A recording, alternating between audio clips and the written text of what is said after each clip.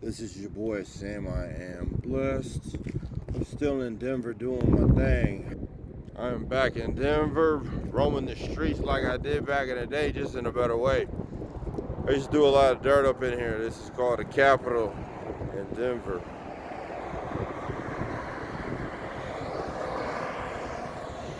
We're gonna find some people out here. A lot of traffic through here, so you know it's busy. But since I was a menace to society here in Denver, I'm gonna give back to the community I once took from.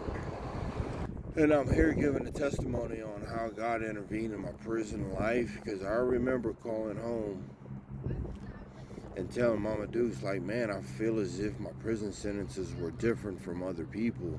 Like, I just don't have the same problems like a lot of other people did.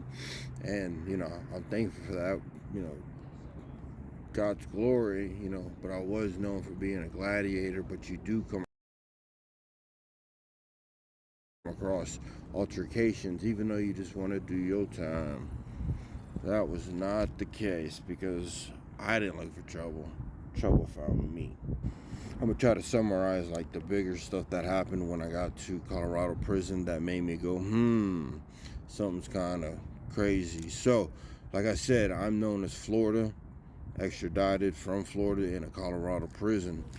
And it's just crazy how, you know, the first two altercations were with Northerners and the Southerners. I spoke about this before, but they didn't have to understand my politics. They didn't have to accept me for me being me, you know, me talking to them, especially how it started, especially with them yelling. Think that was not gonna help you guys, I promise.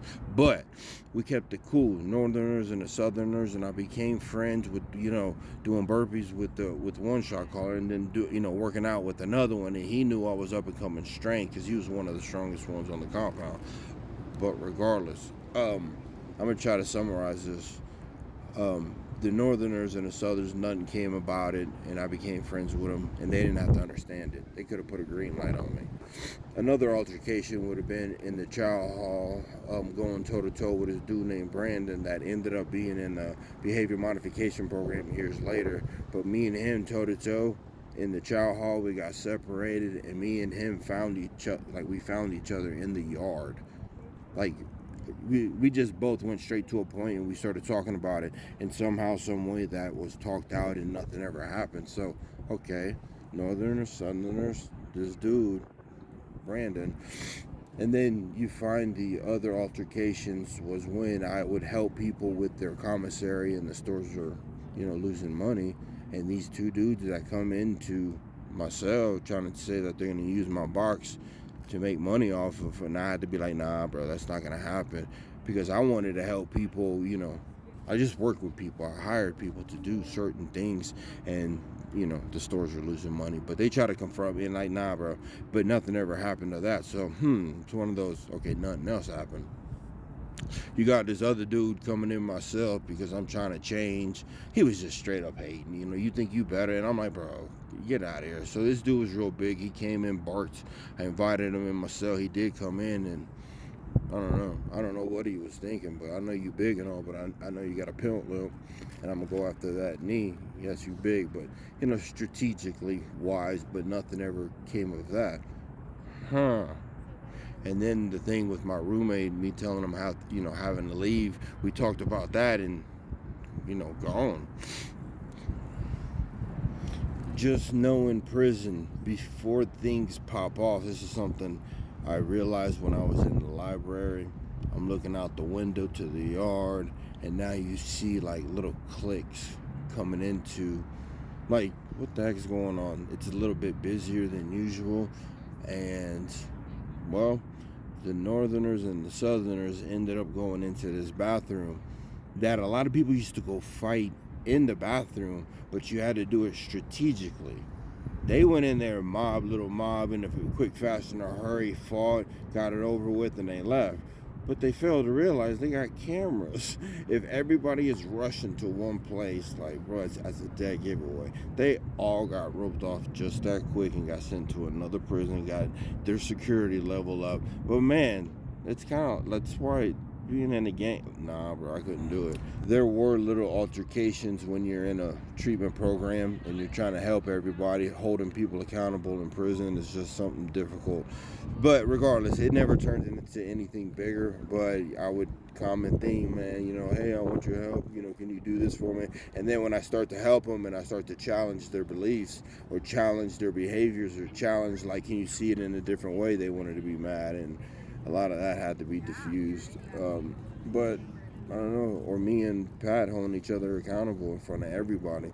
You know, we went against the norm, and I don't know, they thought we would switch outs, but you know, you have to work on having a changed behavior, because if not, it'll stay the same. So I'll end it with this: you got to work on a changed behavior, and if you want to make a difference in your life, you got to put forth effort, no matter what adversity comes at you. I was protected, and I really feel like I was divinely protected, because, like I said, a lot of things just didn't happen. I didn't have a lock, like when I was in Florida prison, I didn't have a lock. I didn't have no lock in this prison because I just know that I'm impulsive, so I didn't want to have a weapon handy. But yeah, divine protection the whole way. Nothing ever came about it. Became a gladiator. I'm gonna show you what the pictures look like. But we're gonna exit the Colorado Department of Corrections, and we're gonna behavior modification program, and life out of prison. I do know. I went to a prison, like you transfer prisons, and I remember my very first day, and I promise you, my very first minute in this dorm, bro. I see these dudes rush into a room, and you hear, when you're in prison, you know what those things mean, like bop, bop, bop, boom, boom, boom, boom, boom, boom, boom. And I literally was like, welcome to prison. By the time I left this prison, man, I was pretty yoked. But the only altercation at this prison that I went to, where I was in the dorm for maybe 30 seconds and welcome to prison. But a lot of people would tell me, man, you got some big old arms, and they said the way I exercised was like serious. But I had to check my roommate, man. So I had this thing, because I was a psych patient off medications. I would do my Bible studies, in the morning, before lights up, before all the noise starts to happen. And here my TV was bothering somebody, but I did everything I could in my power to do where it's necessary. And I told my roommate straight up, like, I notice you do that a lot. I'm like, yes, I do, because it's important to me, because my mental health. And I told him my background, and I said, hey, it's not gonna change, so you're just gonna have to accept it for what it is. Yeah, he never told me nothing again, but I could have turned bad too. But I was on my Christian thing, man. So with me having the TV on, that could have been a form of disrespect, because it was his room before I even got there, and it could have turned bad. But I stood on business. I was gonna read the Bible. I was gonna do what I want. But because I'm trying to strong arm his room and change things around. But we roommates. You don't own this thing.